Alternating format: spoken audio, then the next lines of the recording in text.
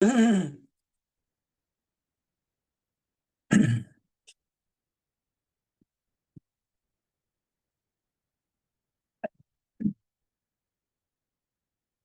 Word of God is alive and powerful, sharper than any two-edged sword, piercing even to the dividing asunder of the soul and the spirit, and of the joints and the marrow, and is a critic of the thoughts and the intents of the heart. All Scripture is God-breathed and is profitable for doctrine, for reproof, for correction, for instruction in righteousness, that the man of God might be mature, thoroughly furnished unto all good works.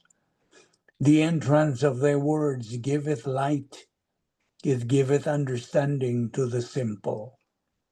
Every word of God is pure, he is a shield unto them that put their trust in him. Good afternoon, everyone. Welcome once again to our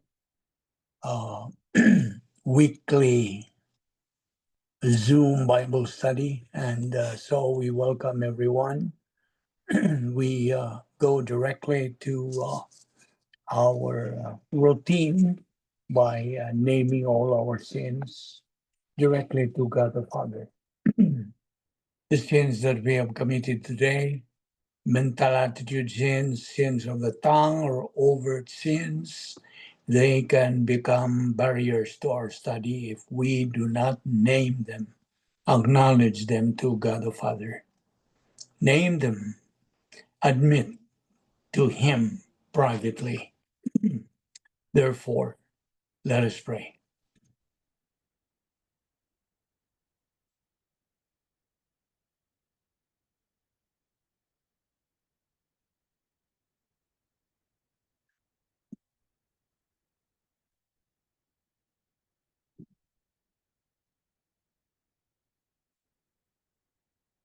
Let us pray.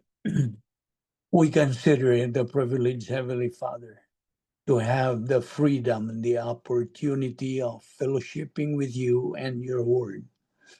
We thank you, Father, for bringing all of us here in this assembly today to take in your word, which we need in our spiritual life. We now pray that God, the Holy Spirit, will enlighten us, guide us, motivate and challenge us to the truths which we are going to take up today. We ask all this in Christ's name. Amen. 7 things that we believers in Christ must remember. God is our Father. The Lord Jesus Christ is our Savior. Heaven is our eternal home. The Word of God is our guide in life. Every believer in Christ is our family.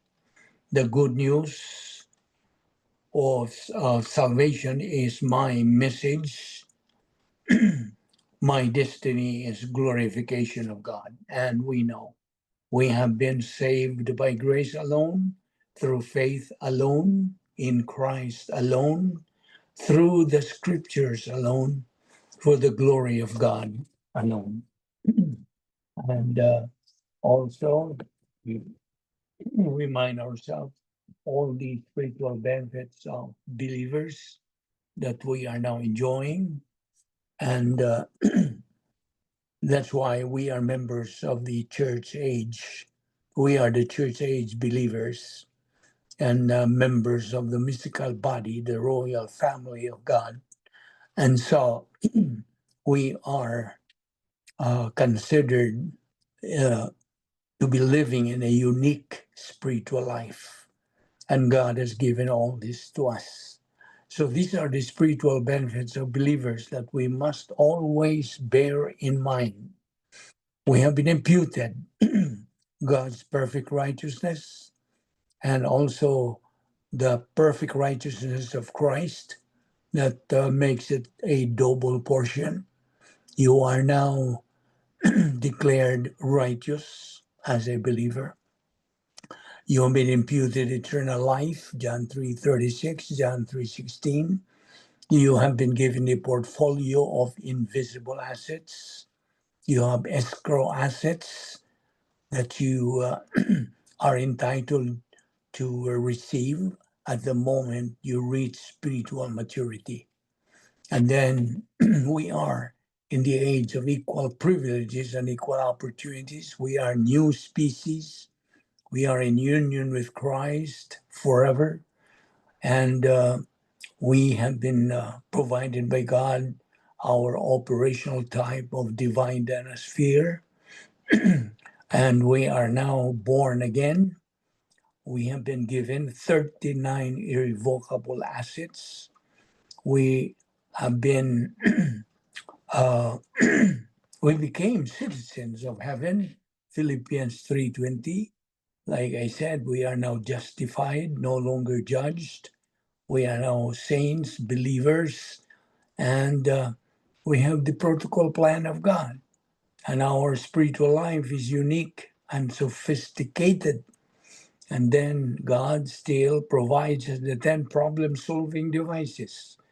So we are now the church members of the mystical body of Christ, ecclesia, which means the called out ones. Now, every person, every member of the human race is permanently and directly responsible for his own decision to God. Adam and Eve in the garden caused spiritual death. They were the ones who caused spiritual death and cursing upon themselves for their irresponsible act by violating God's prohibition. God prohibited them to eat the fruit of the tree of the knowledge of good and evil. And so that was God's prohibition. So because of volitional responsibility, through God's justice, mercy, and fairness, he provided salvation to man through his only begotten Son, the Lord Jesus Christ, so that man can come back and be reconciled to God. So there is shalom, peace with God. God didn't have to provide salvation to man, but he did in eternity past. That's why we consider it grace. Man does not deserve it, nor earn it, nor work for it, because it is grace. For God's stimulus, the provision for every person, is his love and grace. Salvation by faith alone in Christ alone. Every person is responsible to appropriate God's offer of salvation. We should remember God's policy is grace. Satan's policy is evil. Any person who dies in rejection of our Lord Jesus Christ as Savior winds up in torments. That's the first destiny for that unbeliever. Torments, and then to the great white throne judgment. And finally, in the lake of fire, where there is blackness of darkness, burning forever. Their smoke goes up forever and ever. No chance of escape because he has reached his PNR, point of no return in life. Now, God has his Christianity, but Satan has his religion. In Christianity, every standard and policy is grace. Salvation in Christianity is faith alone in Christ alone. Salvation by faith. Salvation is to be received. But in religion, every standard and policy is evil. Salvation in religion is by doing good works. That's salvation by works. Salvation has to be achieved. That is their policy in religion. God always has a punishment for every wrong decision a believer makes. So that is why only a spiritually mature believer is a good decision maker in life. Because everything in life, as we know, is decision making. So God has his stimulus. Now, the Word of God now is his stimulus for you, believer. And because the first stimulus before you got saved was the cross. And so, because you believed in Christ as your Lord and Savior, you are now saved by responding positively to his first stimulus.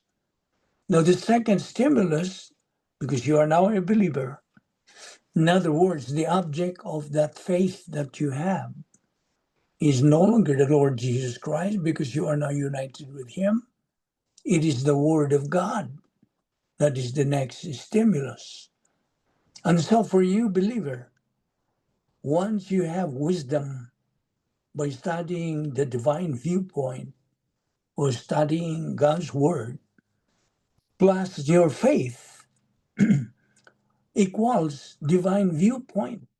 You now have divine viewpoint, and of course, you have prosperity, success, promotion, blessings for being positive to the Word of God. So remember that. You are now blessed because of you're using the volition, the positive pole of your volition. You said, yes, I believe in the Word of God. So that is that causes you to receive all those blessings that I have just mentioned: prosperity, success, promotion, escrow blessings, spiritual blessings, of course, temporary blessings.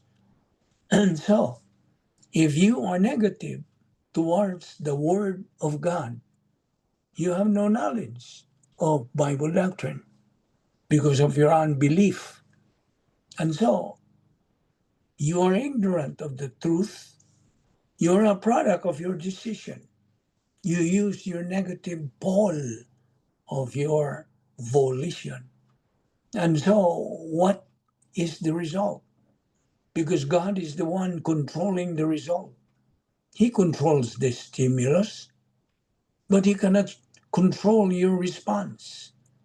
Only the result. And the result for negative volition is cursing, divine discipline, failure, demotion, adversity. And so, therefore, it's very important to mark that in your notes that the negative volition of a believer causes himself to be a complainer, bitcher, moaner, whiner, and he will say, when confronted with pressures in life, why did God let this happen to me? That's a favorite or famous cliche. God has failed me. See? So take into account this volitional responsibility. Now, what is human responsibility? It is the responsibility of every human being to respond to the respective categorical stimulus. First, you have God consciousness, gospel, and the Word of God. These are the stimuli that God is giving to you, member of the human race. And listen, any human being who does not respond to any of the three stimuli is just existing but not living. He lives like an animal. You see, he is called a pagan. These people tend to be easily deceived by the false doctrine of evolution. He said these people are stupid. They're jackass idiots. They're just wasting their time and most of all their life. They're just throwing their life. these people tend to go and embrace any kind of cults and all the isms like Spiritism, mysticism, etc., Buddhism, including Catholicism. Now, you know, Catholicism is the wealthiest cult in the whole world today. Catholicism is not a religion, but a cult. You know that. And so, therefore, as a person, again, I would like to repeat that. Every member of the human race is permanently and directly responsible for his own decision to God. But God does not want you to become a bad decision maker. That's why He needs you to study His Word and learn all His guidelines and the protocol and learn divine viewpoint instead of human viewpoint. You see, you know, divine viewpoint is seeing life through the lenses of Scripture and the mind of Christ.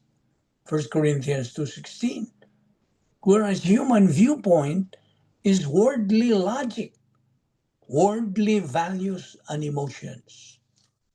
And so the key verse for this is Romans 12:2, which says, be transformed by the renewing of your mind. By studying that word, you are in the process of renewing your mind. You see? Now, okay, going back to the gospel, because this is our main thrust in our ministry. Apostle Paul was crystal clear in his letters. Adding works to grace cancels grace. He consistently teaches that salvation is by grace alone, through faith alone, in Christ alone, not by works. Now, here are the clearest passages where Paul addresses this. In Romans 11:6, it says, and he says, but if it is by grace, it is no longer on the basis of works. Otherwise, grace would no longer be grace. Meaning, you know the meaning for this? The moment you add works, it's no longer grace. Because grace and works are mutually exclusive for salvation. A popular verse in the Word of God says in Ephesians 2:8 and 9, for by grace we have been saved through faith, that not of yourselves, it's a gift of God, not of works, lest anyone should boast. Meaning here is salvation is entirely a gift. No human effort contributes to it. God gets all the credit. Now in Galatians also, chapter 2, verse 21, it says, I do not nullify the grace of God, for if righteousness were through the law, then Christ died for no purpose. Meaning, if works could save you, then Christ's death was unnecessary. See? His death was useless, you would say. First of all, why is the Lord Jesus Christ the only way to God? Why? Because of his identity. He is God in human form. And so many people do not recognize that. In other words, if I look at Jesus, I don't like what I see. My real problem is with God. If I listen to Jesus and I don't like what I hear, my real problem is with God. For Jesus claimed to be God, revealing himself in a way you and I, with our limited, finite minds, could begin to understand. And then the second reason that Jesus is the way, the truth, and the life is because he bled. He died on the cross to pay the penalty for our wrongdoing. thereby offering us forgiveness, offering us reconciliation with God, offering us eternal life in heaven. So, if I reject Christ, what I am in essence rejecting is God's offer of forgiveness for the wrong that I have done. We have done transgressions and bad things. That's what we have done. My guilt convicts me. I am a sinner. You are a sinner. All of us are sinners. We have done wrong. We have done that which we know was wrong. How am I going to deal with my guilt? How? I can rationalize it away. I can say there is no God. Therefore, guilt is a fantasy. Or I can allow correct guilt to drive me to Christ for forgiveness. He bled. He died on the cross as a sacrifice, sacrificing his life to pay the just penalty that we deserve for our sin. We deserve punishment. That's why we deserve hell. Isn't it time for you to put your faith in Jesus Christ, who is the truth, before it's too late? Yes, of course, that's a maximum of exclusivity. All truth is exclusive. You see, the law of non-contradiction holds firm. A and non-A cannot both be true in the same way. At the same time, the evidence is that Jesus Christ is reliable. He is credible. The evidence is that Jesus Christ spoke the truth. He lived the truth.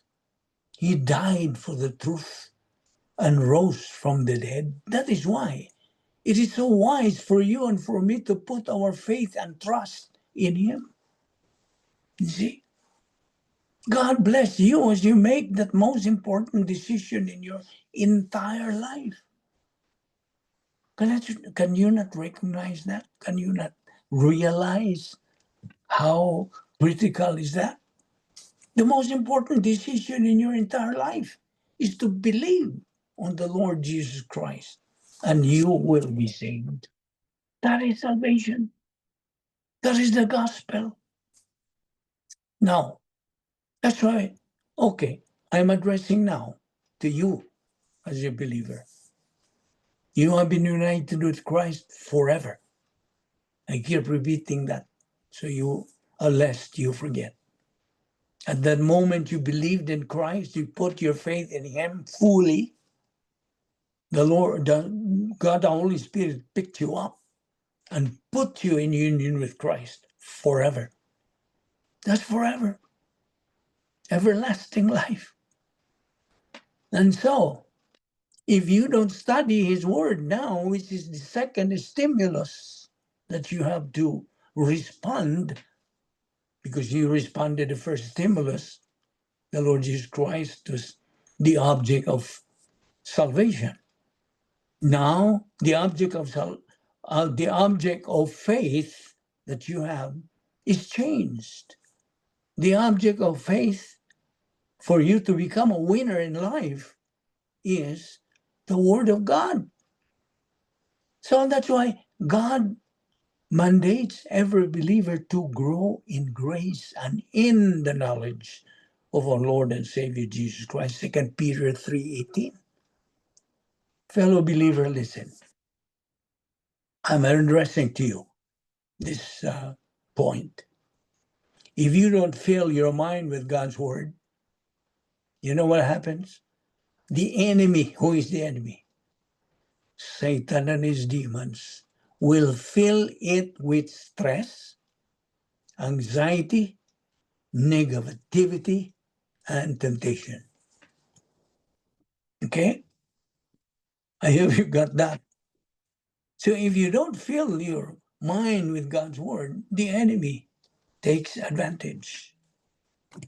Now, when it comes to problems, God provides every believer a solution to any problem in life, no exception. So you have no reason why you cannot become a winner. And God wants you to become an invisible hero. What is an invisible hero? Well, an invisible hero is a church-age believer who reaches spiritual maturity and executes the predesigned plan of God through consistent perception, metabolization, and application of Bible doctrine. Now, these believers, the invisible heroes, under the filling of the Holy Spirit, they function under the filling of the Holy Spirit, and they grow in grace and knowledge of our Lord and Savior Jesus Christ, not for show or status, but purely out of love for God. Now, furthermore, there are three categories of invisible impact. As invisible heroes, as spiritually mature believers, you have three categories of invisible impact. You have personal impact, you have historical impact, and angelic impact. What is personal impact? Well, that's blessing by association to your family, friends, and community. And then historical is blessing by association to the client nation, e.g., the United States of America. And then the third impact is angelic. Evidence testing as part of the angelic conflict. So spiritual maturity.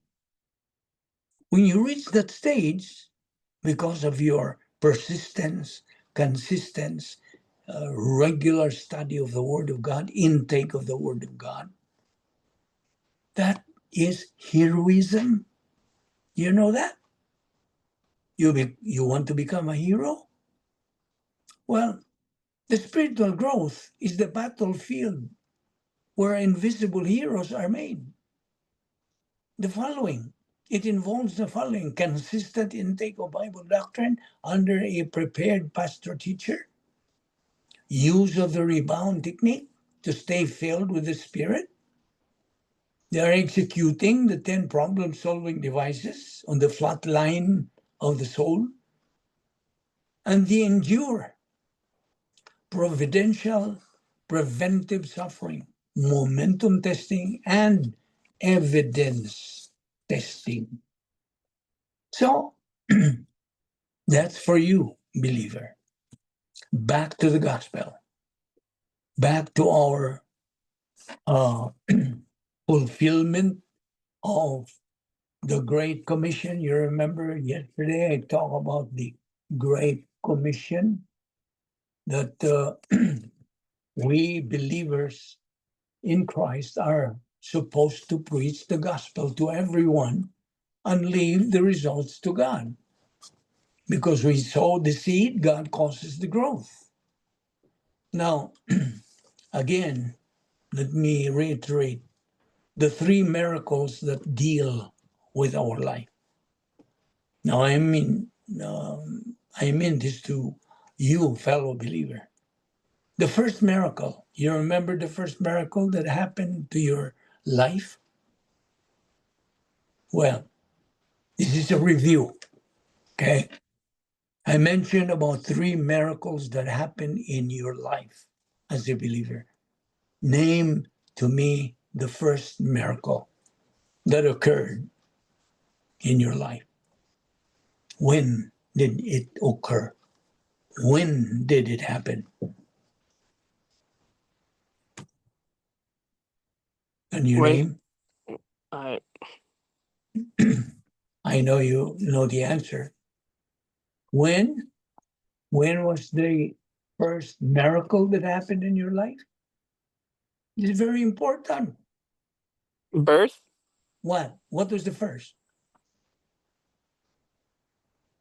Okay? Cannot remember? Okay, I'll just give you the answer. The first miracle was when you got saved. When you had the new birth. That was a miracle. Don't forget that. That was God's miracle that He did to you as a believer. When you got saved, that was the first miracle. What was the second? What is the second? Okay, if you cannot answer, I'll just give it to you. The second miracle is when you are glorified. When? When are you glorified? During the rapture. Yes, during the rapture, the resurrection, when you are made like the Lord Jesus Christ. That's the second miracle. But there's a middle miracle. That's when? What is that middle miracle? And it is happening right now. Right at this moment, we are studying God's Word. That is when you and I live, but day by day, empowered by God, the Holy Spirit. And so we can say to the Apostle Paul, and nevertheless I live, not I, but Christ who lives in me. You see? That is, well, I've taken this from Love Worth Finding Ministries, Adrian Rogers, and it's very, very important. That's really true. Okay, going back to the gospel again, religion versus Christ. Now, this is addressed now to you, unbeliever friend who is listening to our broadcast, our Bible study, Zoom Bible study.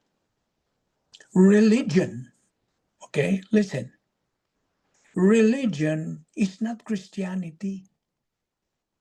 Christianity is not religion. They are mutually exclusive. Religion, you say, without a personal encounter with Jesus Christ will not save you, will not save your soul. And it will not bring the peace that your soul longs for. No. Millions are searching for God through religion and not finding it. You've got to know Christ for yourself. And when you come to know Christ for yourself, there is a peace. There is fulfillment, and life takes on a purpose. And there is a sense of forgiveness of your sins. There is a joy unspeakable and full of glory. That is what you are going to experience if you really and fully believe in the Lord Jesus Christ. So come to Christ. I'm not asking you to come to a particular church. No way. I'm asking you to come to the person of the Lord Jesus Christ. Know who He is by studying His Word. This is exactly what we are doing. Studying and learning and believing and applying His Word. You see, we need God in our life, right? Everybody needs God. Because man without God is dead. He is dead. But Jesus said, except a man be born again, he cannot see the kingdom of God. You see how strong is that? He told Nicodemus, because Nicodemus was already questioning his security, Master, how can I be saved?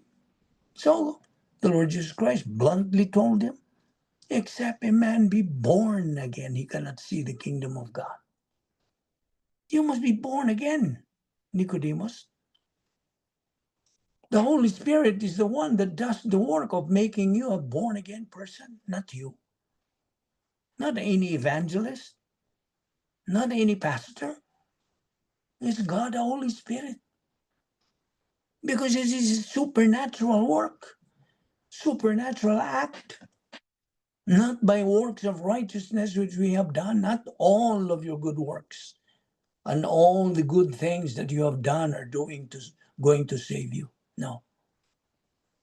Apostle Paul said to Titus, this is what he said, but according to his mercy, he saved us. We're saved by the mercy of God. By the grace of God, I don't deserve heaven. I don't deserve to have my sins forgiven. I don't deserve to be saved. I don't deserve to have this peace in my heart. I don't deserve this deep-seated joy that I have now. It's by grace, by mercy. Something I did not earn, something I did not work for. I just received it as a gift. The gift of God. The gift of salvation. It's a gift. Now, if you don't accept that gift, what's going to happen? Nothing. You see? And you know, it's very, very critical when you say, I don't believe. Okay, that is your decision.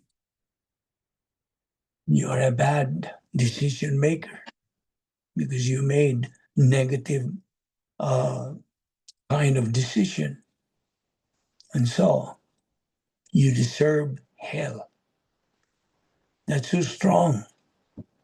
Because that's the gospel. The gospel is offensive. You see? Hell was never made for you, for man. No. Never. It's never made for you. God will never send anybody to hell. No. It's not his wish. It's not his will to send man to hell. Now listen. If man goes to hell, he goes there by his own free choice. You see? And hell, by the way, was created for the devil and his angels, not for you, for man. God never meant that a man should go there. And listen, God has done everything within his power to keep you out of that lake of fire. What does 2 Peter 3:9 say? I hope you memorize that, learn by heart. 2 Peter 3:9 says, God is not willing that anyone should perish, but that all should come to what? Blank. Repentance. You see? Now, this is not to scare you, unbeliever. This is a stimulus for you to respond. You go to hell because of your decision to go there, not God's. God has nothing to do with that. He has done everything in his power to prevent you from going there. And hell has no exit, Traba. No exit. And heaven, the alternative to those who are believers now, who have put their faith fully in the Lord Jesus Christ as their Lord and Savior, heaven has one door. Only one door. Jesus Christ is the only way to heaven. The only door. The only way of salvation. To get saved is to believe on the Lord Jesus Christ.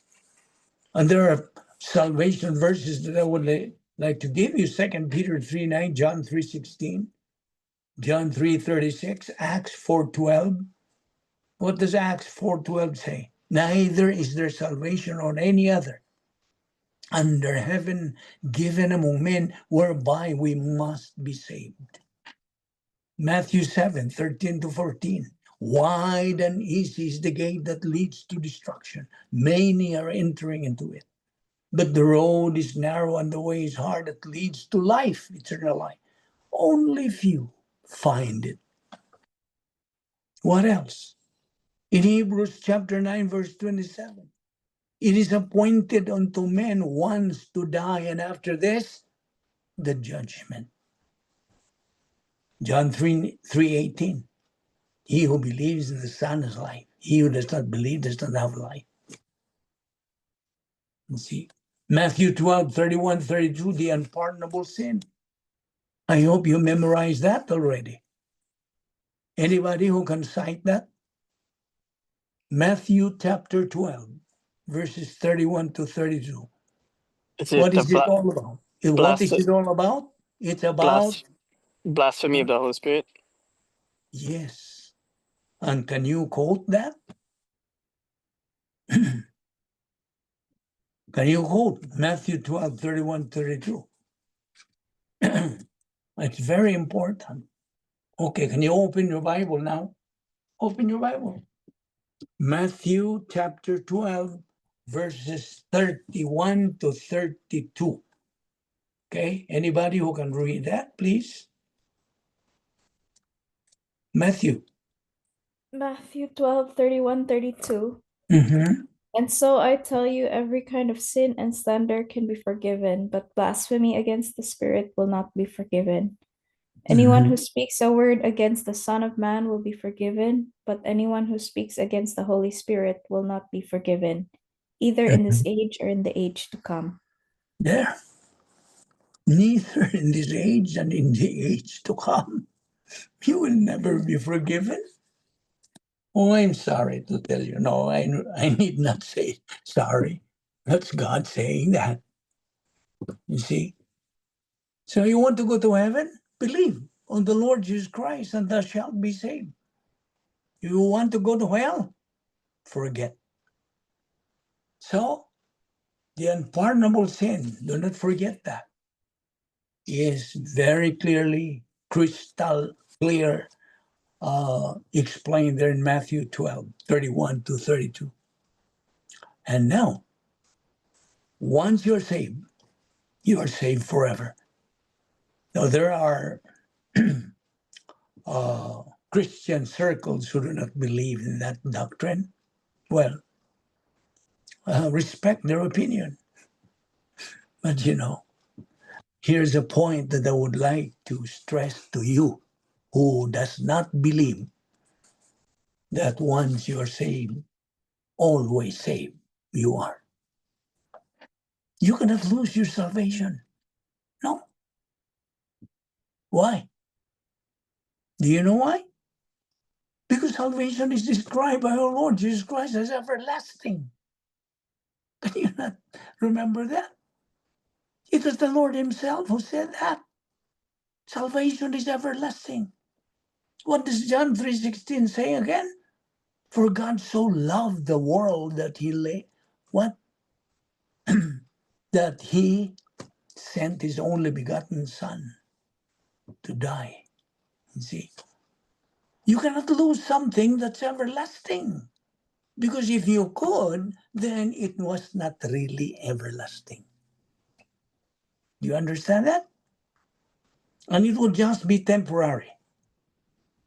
And so, if there were no eternal security, then this would be a major contradiction.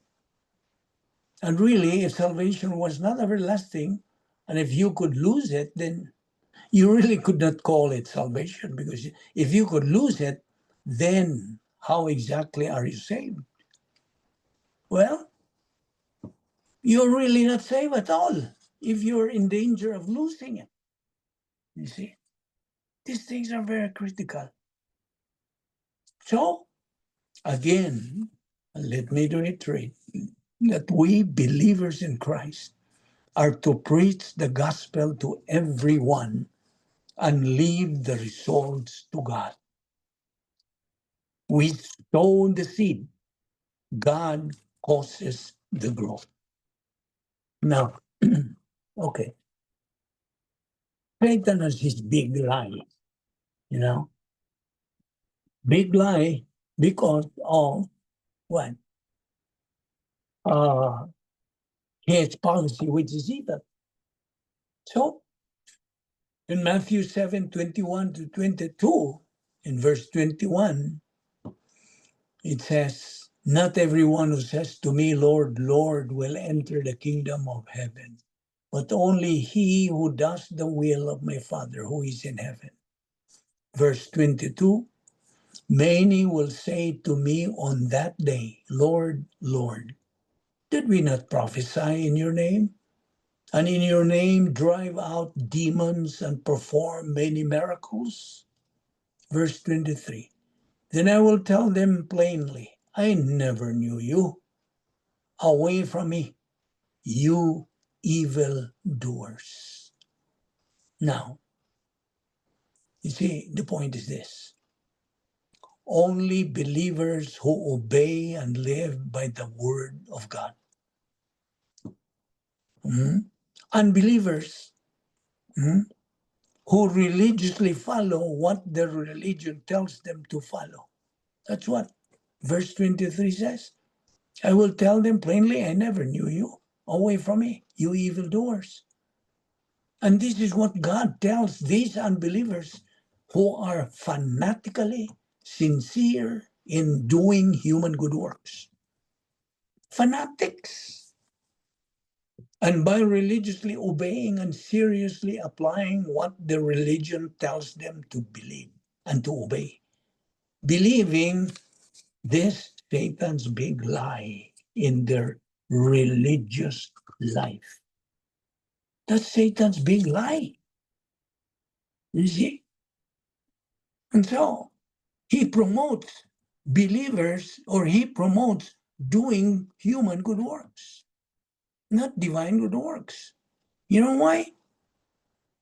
If you do the human good works all the time as a believer, you're deprived of your reward during the judgment seat of Christ.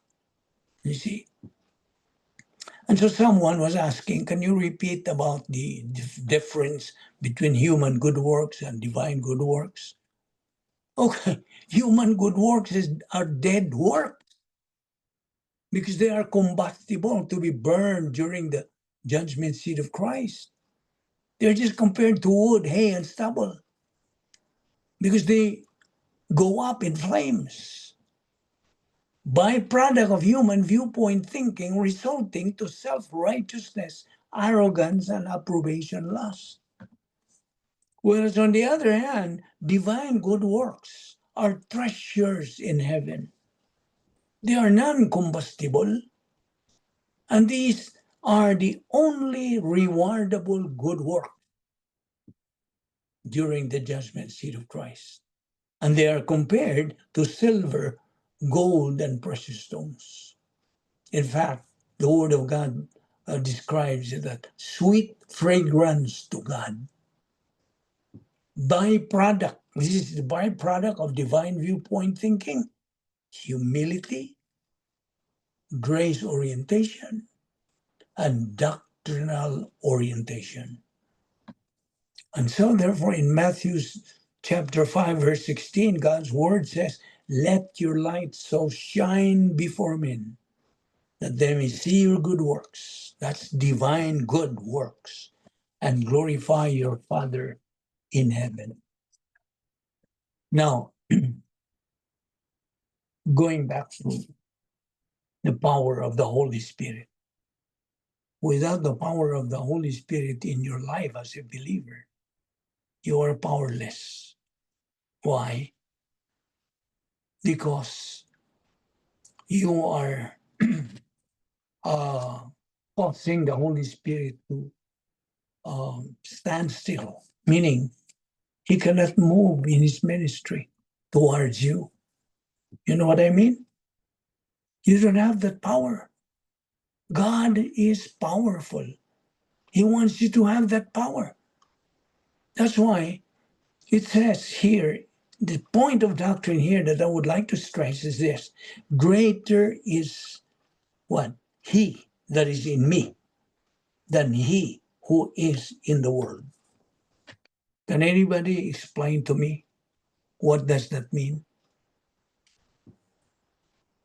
Can you open your Bible to 1 John chapter 4, verse 4? And anybody can read that, please. 1 John 4:4. What does it say?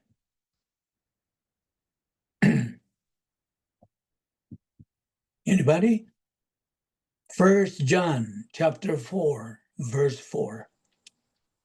1 John 4:4, but you NLT, but you belong to God, my dear children. You have already won a victory over those people, because the spirit who lives in you is greater than the spirit who lives in this world, in the world. Good. You see? Thank you, Ken, for that. Greater is He. Now, who is this He? The Holy Spirit, right? Greater is the Holy Spirit that is in me. He's already in you. At that moment of salvation, God, the Holy Spirit, possessed you, dwelt you, indwelt you. Your body, not your soul, it's your body. Know you not that your body is the temple of the Holy Spirit?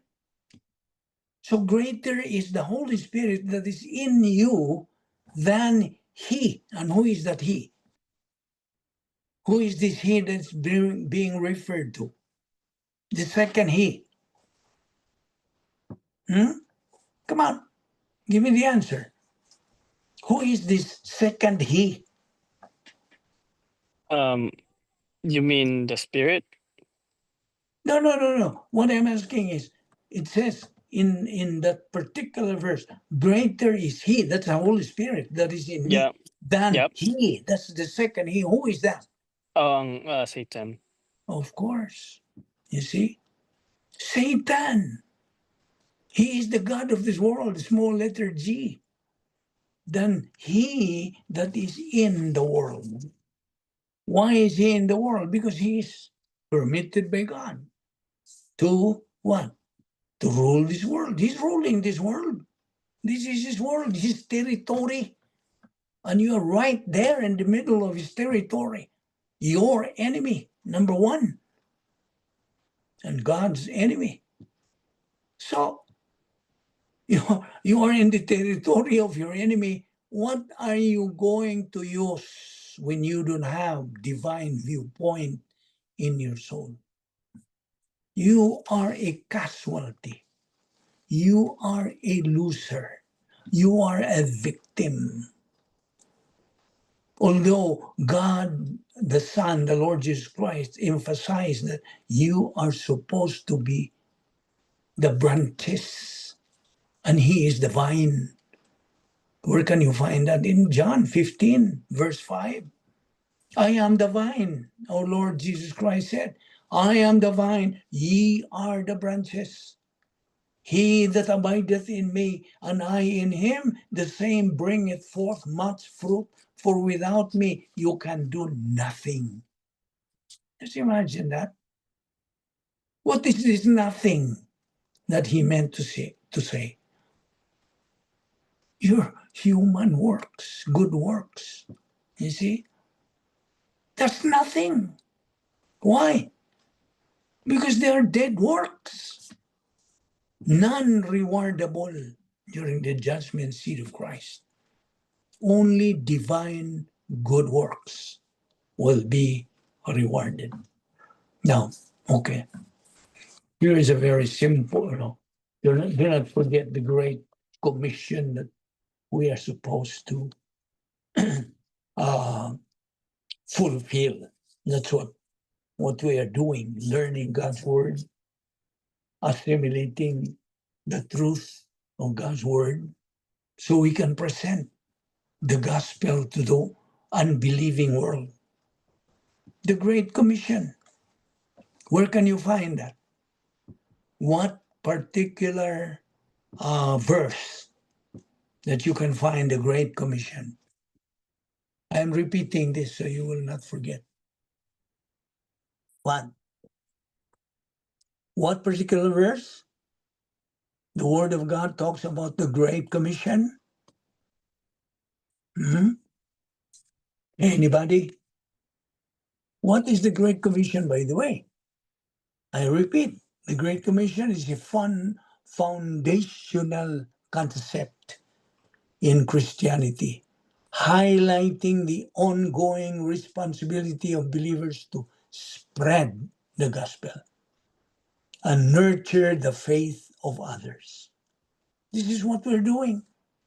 This is the main thrust of our ministry, to spread the gospel and to teach the word of God, to nurture the faith of other believers. It's not just a command for the original disciples, but a call to action. It's a call to action for all Christians throughout history. That's the Great Commission, foundational concept of Christianity. Don't forget that. So, the Great Commission is found in Matthew 28:16-20, where Jesus instructs his followers to make disciples of all nations, baptizing them in the name of the Father and of the Son and of the Holy Spirit, and teaching them to obey everything I have commanded you. And this passage emphasizes the importance of evangelism and discipleship, calling believers to share the gospel and help others grow in their faith. So ask yourself, am I really growing in my faith now? Is the Lord Jesus Christ real to my life now? Is God's word real? More real than the food we eat? Because this is the food for our soul. Man does not live by bread alone, but by every word that proceeds from the mouth of God. Matthew 4:4. And in the Old Testament, Deuteronomy, what? Well, it's there. It's all about the food for our soul. So here's a more detailed breakdown. Authority. Our Lord Jesus Christ declared that all authority in heaven and on earth has been given to him. All authority. And then the mission for this Great Commission. We believers are to go and make disciples of all nations. That's the mission. And then the action. This involves by baptizing new believers and teaching them to obey the teachings of our Lord Jesus Christ. And then the presence. Jesus promises to be with his followers always, even to the end of the age. Okay. Now, the complete name of God's plan is what? The protocol plan of God. God designed a plan exclusively tailored just for you, believer. Exclusively tailored for you. Now, in the Old Testament, God's plan for believers was called the ritual plan of God. But here in the church age, New Testament, God's plan for believers is called protocol plan of God. What do you understand by the word protocol? What? What do you understand by the word protocol? Is it The like word procedures? Procedures? What else? Well, the word protocol involves a system or a function. Okay? Now, there are three elections: the nation of Israel, the Lord Jesus Christ, and the church. These are three elections. So, the nation of Israel is elected. The Lord Jesus Christ is elected. And the church is elected. The church is ecclesia, meaning the called out ones. We are the called out ones. The church are the assembled members of the royal family of God. You are a member of that royal family. Also, around is called the body of Christ. That's the other name. Actually, protocol came from the church election. Now, what do we really mean by protocol? Well, Ken mentioned one. What was that? Guideline? Procedure. Procedure? Well, actually, this is the meaning of protocol. Listen. Protocol is a rigid,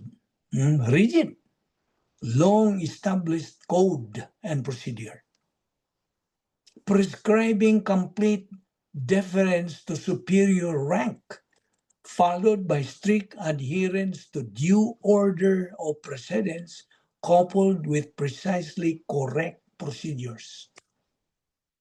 That's quite a long definition. Well, actually, the Christian way of life in the church age is unique.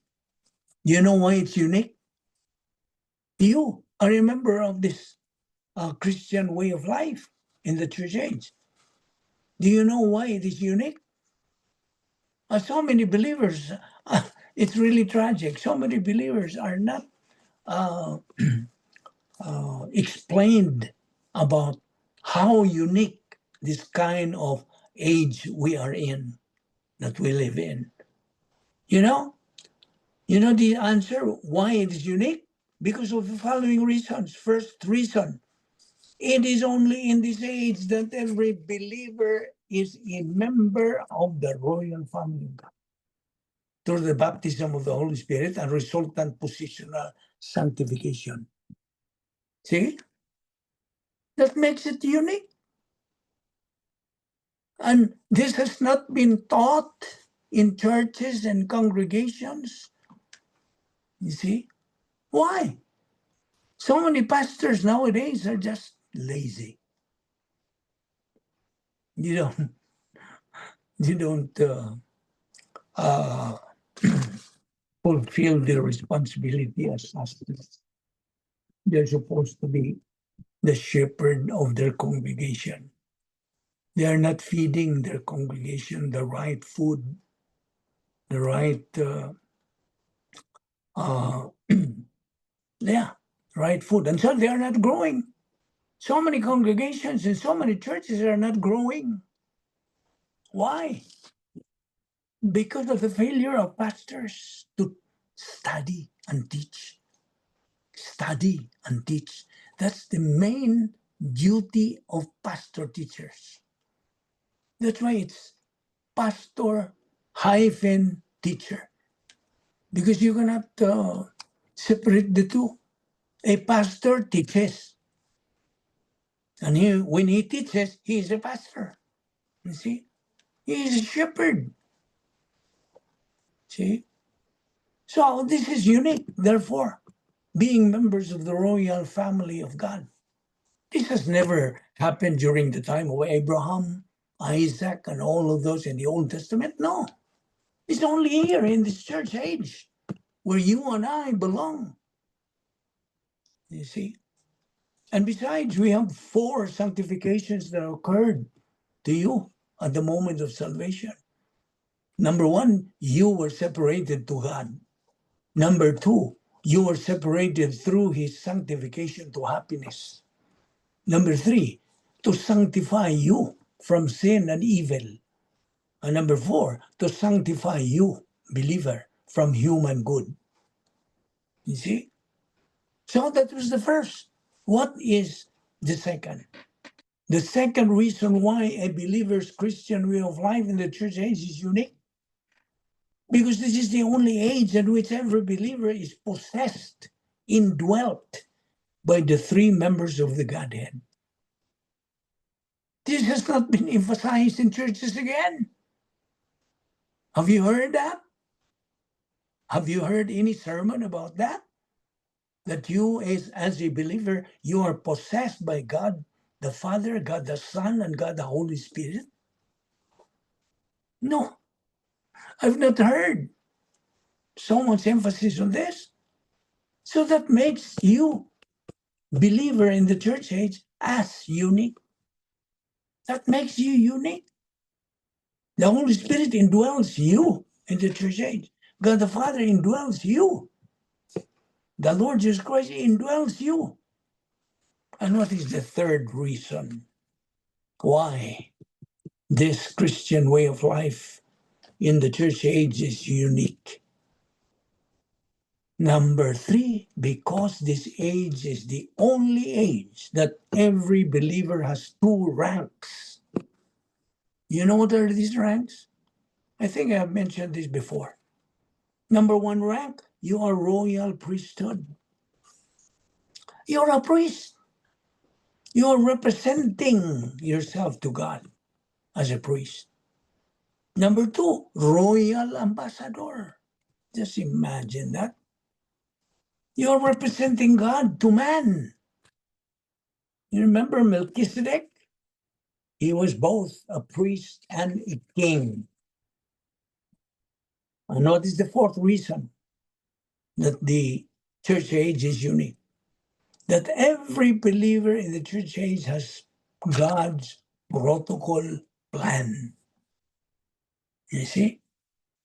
We have, each of us has that protocol plan. The 5th reason, every mandate from God to man has been completed in this church age only. See? We have a complete Bible, the old and the new. And so, once more, every believer is dependent on the enabling power of God, the Holy Spirit. Do not forget that. The Holy Spirit is very, very important. Without Him, you have no power. That's why I repeat, the power of the Holy Spirit. God is right there in your body. You are indwelt. Greater is the Holy Spirit in you than any demon that ever existed in this world. Greater is the Spirit in you than any deception, any bondage, any conflict, any battle, any harassment that might come your way in this life. You are a victorious believer. You are supposed to be a winner. But you are victorious in Christ. You see? And you have already won the tactical victory because you believed in Christ as Lord and Savior. And you are seated in heavenly places with Him. And the Holy Spirit wants you to live in the awareness of that victory. You have victory. He wants you to see yourself as strong in the Spirit. He wants you to see yourself as the righteousness of God in Christ Jesus. You see? He wants you to see yourself as being sanctified. He wants you to realize that there is no spirit stronger than the Spirit who lives in you. That's why, do not forget that the protocol plan of God is right there. And God has delineated all in His Word, all of this Christian way of life in the church age is unique. Let's imagine. And we have the code, a code to follow this set of rules. There are 2 ways to consider, modus vivendi and modus operandi. And you know what is meant by modus vivendi. It's the application of doctrine in everyday life. Whereas modus operandi is the believer's residence, function, and momentum inside the protocol plan of God. You see, you are unique. Do not forget that. So, do not forget that we have all kinds of principles in the protocol plan of God. One of these is a right thing done in a wrong way is wrong. A wrong thing done in a right way is wrong. A wrong thing done in a wrong way, the more it is wrong. Only a right thing done in a right way is right. So a person who does not recognize authority will not be able to fulfill the plan of God. No. So, a believer without doctrine will tend to become arrogant. Yeah? That is one of the ingredients to become a loser believer. When a believer is arrogant, he is also self-righteous. Thus, he is unteachable. He cannot be taught. He may be morally upright, but he is on his way to moral degeneracy. He may also be immorally degenerating. Examples: criminals, thieves, drunkards, alcoholics, druggists, murderers, etc. Now, there are ways, there are categories to solve the problem on authority. They are all found inside the plan of God. That's why I challenge you to study the Word of God, because that is the only way that you can reach and attain God's virtue, the virtue of humility. You become teachable. You have that sense of responsibility. You have recognized your responsibility. Because a believer who does not recognize authority, the Word of God, will not be able to follow the will of God. Thus, he cannot fulfill the plan of God. The plan of God is divided into four, insofar as a believer's spiritual growth is concerned: infant, teenager, adolescent, mature. You see? And so when you reside in the cosmic dynasphere of Satan, three things happen to you. You have no spiritual freedom. You have wrong priorities. You have wrong and false scale of values. So the result of these three things is that you become a loser. Now remember this. I want you to write that down in your notes. If you care for this, I want you to write that down in your notes. When a believer is a loser, it is he himself who makes himself a loser. But when a believer is a winner, it is God himself who makes him a winner. Now here comes the potential spam again. I don't want to click on any of that. Okay? We can still hear you a little. We can still see you. You can continue. Okay. So I repeat the principle. Did you get the principle that I just uttered here? The principle is, when a believer is a loser, it is he himself who makes himself a loser. But when a believer is a winner, it is God himself who makes him a winner. Did you get it? Yeah. I hope you got it. So every moment of our life, we are waging a fight. Yes. We have to make a choice. Either we stay inside the divine dynasphere, operational type, or cosmic dynasphere of Satan. when you reside in the cosmic dynasphere, you know what are the names that the Bible is describing you? Here are your names. Okay? Listen. If you are negative to study God and His Word, you have no time, you have no desire, you have no interest, then here are your names. Listen, here are your names. Double-minded person, James 1:8. Enemy of the cross, Philippians 3:18. Enemy of God, James 4:4. Hater of God, John 15:23. Antichrist, 1 John 2:18. Oh, you are an antichrist. 1 John 2:18. You are carnal, Romans 8:7. You are a disciple of Satan, 1 John 3:8 and 10. Remember this. When a believer resides in CD1, what is CD1? Cosmic Dynasphere? What is CD1?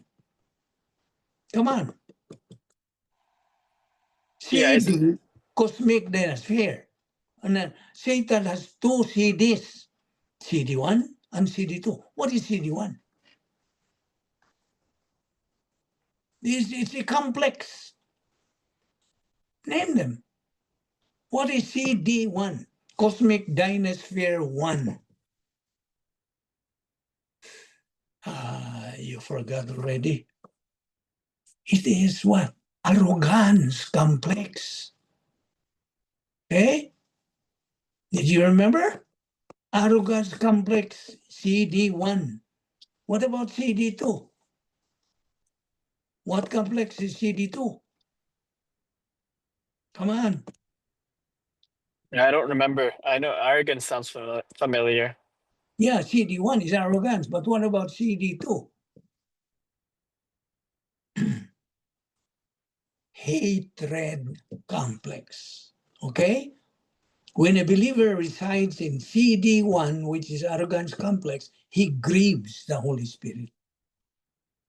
And when the believer resides in CD2, hatred complex, he quenches the Holy Spirit. Okay? Any question so far?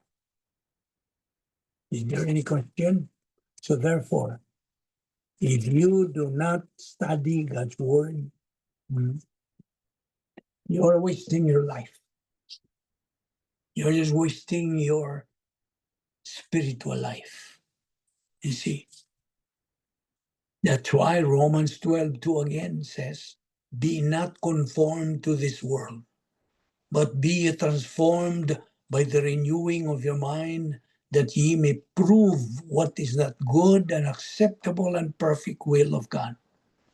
Because this particular verse emphasizes the importance of a transformed life through a renewed mind.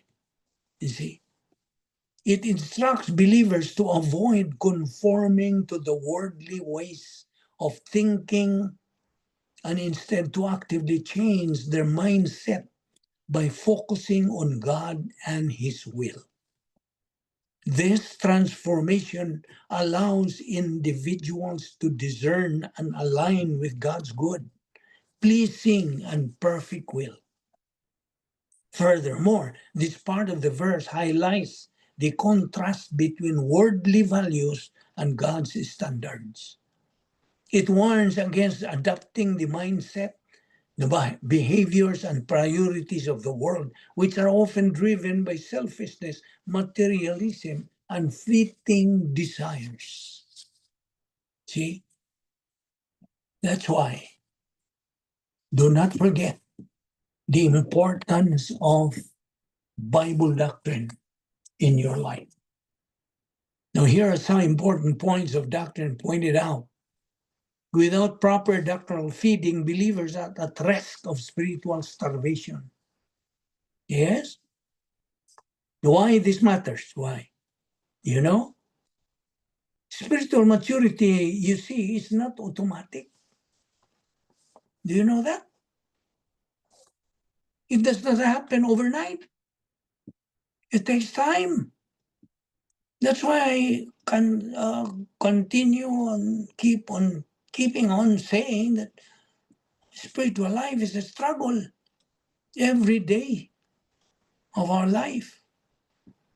Taking Bible doctrine consistently, persistently, regularly, and daily intake. Spiritual maturity is right there waiting for you. See? So again, spiritual maturity is not automatic. It relies on regular exposure to doctrine. Now, pastors who prioritize financial gain or popularity over doctrinal substance essentially starve their congregation. Do you know that? You know what? Talking about this matter, insist on a clear transmitter-receiver dynamics. You know what? This transmitter-receiver dynamics, where the pastor teaches and the congregation grows under that teaching. Now, starving. So many congregations are starving. Now, this is not to put them down. I mean, it is just to tell you the truth from the Word of God. That so many churches, so many congregations are starving. Now, if you meant something else by starving, for instance, preaching that misleads, manipulates, or coerces, well, interpret that as spiritual irresponsibility or even authoritarian distortion, not literal hardship. But overall, his usage of the term is metaphorical, meaning it signifies a denial of doctrinal nourishment. See? Even the late John MacArthur of Grace Community Church also warned of a famine of the word. Famine. There's going to be famine. Where can you find that in the Bible? In the Old Testament. Amos chapter 8, verse 11. A famine of the word. You see?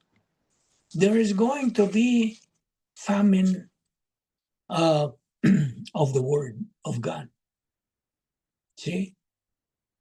There's so many evangelical churches who are biblically malnourished. Malnourished. There is pastoral failure. So there is spiritual starvation. When pastors avoid rigorous teaching, conform messages to cultural expectations, or minimize doctrine to appeal to a church, they effectively diminish the spiritual strength of their congregation. So the Bible contrasts cold, lukewarm, and hot believers, particularly in Revelation 3:15-16, where Jesus addresses the church of Laodicea. Do you know the difference between cold and hot believers? Ask yourself, am I hot or am I cold? Who are the hot believers? Can you describe a hot believer? Positive to the word. Of course. Yes. If you are positive to study and learn and believe and apply the word of God, do it. Because that is obedience to God's mandate.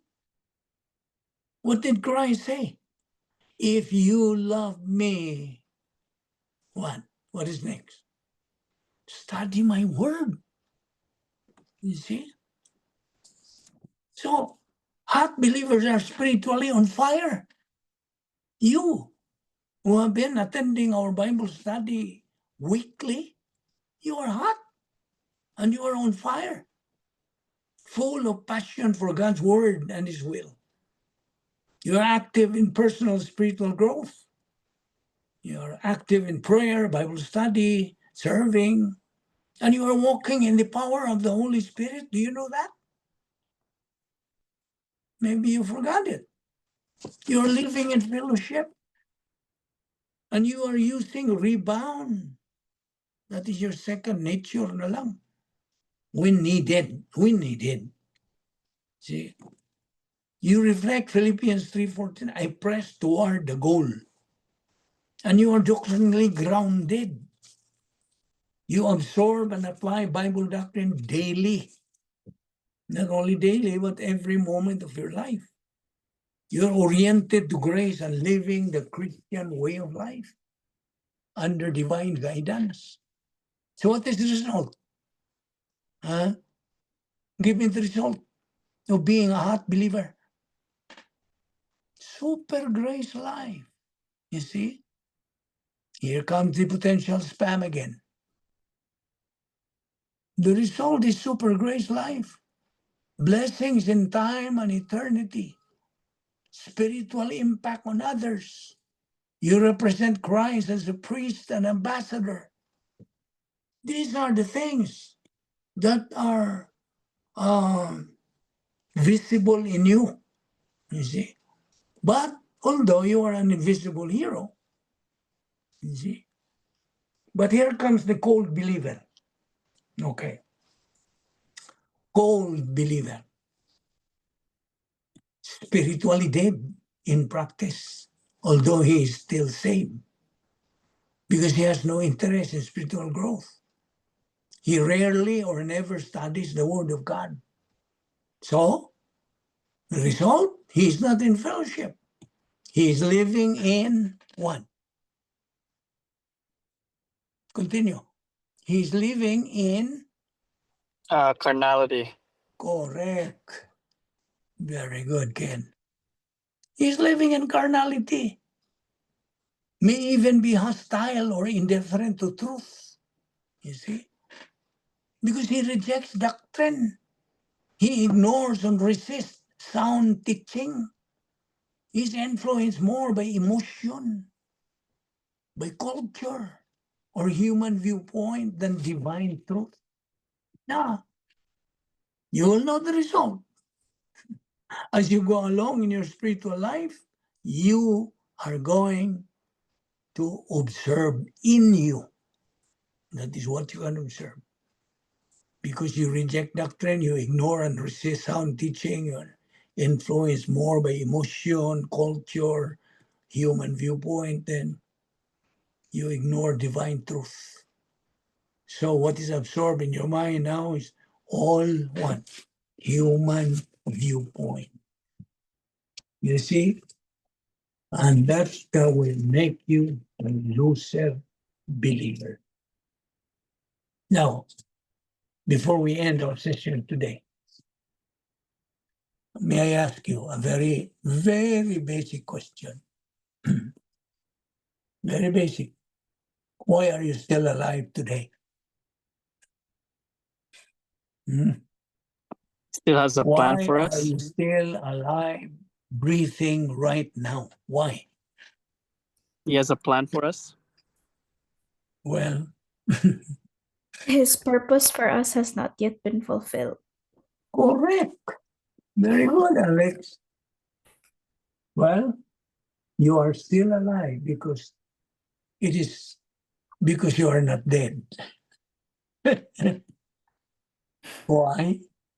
Because maybe you eat good food, Filipino or Mexican food, tamales, burritos, Filipino food like lumpia, lechon, pancit. Is that the right answer? No.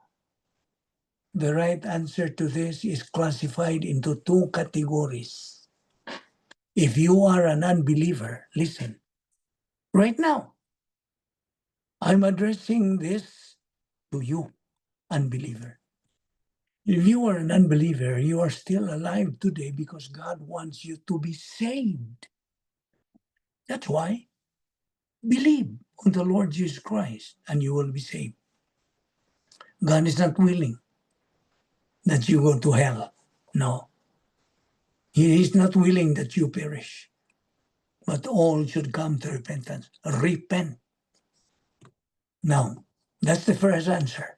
The second is, if you are a believer, you are still alive today because, was what Alex said, because once God wants you to grow up spiritually, and He has a plan, wonderful plan for your life. You see? So you grow in grace. In obedience to 2 Peter 3:18, God's mandate for every believer. See? But the truth is, we are still alive, all of us right now at this very moment, because of God's grace. Gracia. See? God has been giving us logistical grace. We consider this a lesser blessing to sustain us and still be alive so we can take in the Word of God and grow by it. See, that's the purpose. Don't you know that the purpose God is providing us logistical grace? Our food, our clothing, our transportation, our family. What else? Our business and all of that. The purpose of which is so we can take in the Word of God and grow by it. That is the purpose. And then you receive escrow blessings or super grace blessings. That's considered greater blessings now. Capacity for life, capacity for love, for blessings, happiness, even for suffering. So, the next question, what is the main purpose of studying God's Word? What is the purpose? Is it so we will be well-versed in the Bible? Or to be popular and become later a celebrity? Or to be praised by people?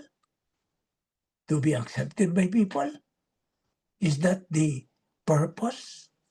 Why we study God's Word? The answer is no. What is the correct answer?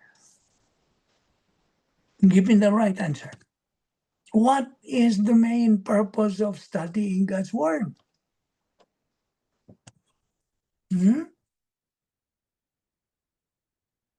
So we can end our session by your answer. What is the answer? Why? To know and Yes. understand who God is Yes, and why we love Him. that's one answer. It's one correct answer. What else?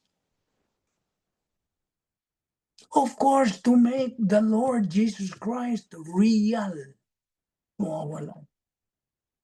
Christ would not become real to our life without studying His Word. No way. No way. In fact, you cannot separate the two, the living Word from the what? Written Word. See? You have to love both. That's why Christ said, if you love me, love my Word. You see? So, another question, why did God create us? Why? These are basic questions, elementary questions. Why did God create us? Well, it's very basic. God created us to know Him, to love Him, to serve Him, to worship Him, glorify Him, and to be with Him forever in heaven. Okay? That is where we can stop today. Unless you have any question. You have any question? Was the explanation clear to you?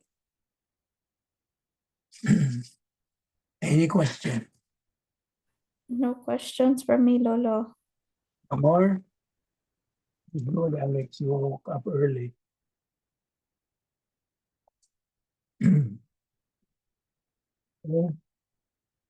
So we will meet once again next week, and encourage you to write down your questions if you have any. Okay. So anybody who can lead our closing prayer? We will ask Evan to lead our closing prayer. Evan, are you still there, Evan? I wonder if he's around. Yes, I'm here. Okay. Can you lead? Can you Can lead? you unmute yan? Hold on. Nag-echo. Echo. Yeah, why is this echoing, man? Okay. Heavenly Father, thank you for your grace. Thank you for this day. Thank you for this worship, for your Bible study this week. Thank you for the positive believers that are continue to be positive in studying your word. We pray that you may continue to bless us, protect us, and we pray for our pastor, Papa.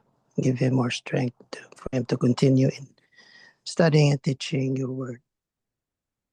And may you always continue to bless us. This we pray in Jesus' name. Amen. Amen. Thank you, Van. Okay, welcome. Thank you, everyone. Okay.